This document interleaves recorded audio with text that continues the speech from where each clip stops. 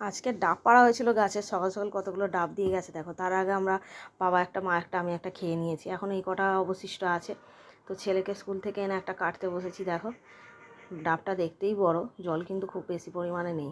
এটা আমার প্রথমে মনে হয়েছিল। তা ডাবটা উল্টো করে নিয়েছি, দেখো জল পুরো বের করে নিয়েছি।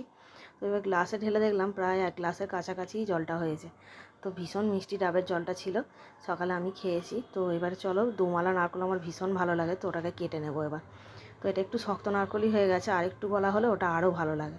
তো এইভাবে ভিতর থেকে এগুলো ছাড়িয়ে নেব। দেখো যখনই ডাবের মুখটা কাটতে পারছিলাম না, তখনই বুঝতে পেরেছি যে ভিতরে নারকল হয়ে গেছে। তো ডাবটা যখন মানে কাটি, ওই তখনই বোঝা যাচ্ছিলো ভিতরে নারকল আছে। তো প্রত্যেকটা ডাবের মুখ ওইভাবে কেটে দিয়ে যায়, বাকিটা আমরা বাড়িতে ফুটো করে নিয়ে জলটা খেয়ে নিয়ে শাঁসটা বার করে নিই। তো দেখো কত নারকল বেরিয়েছে, আর খুব মিষ্টি ছিল নারকলটা।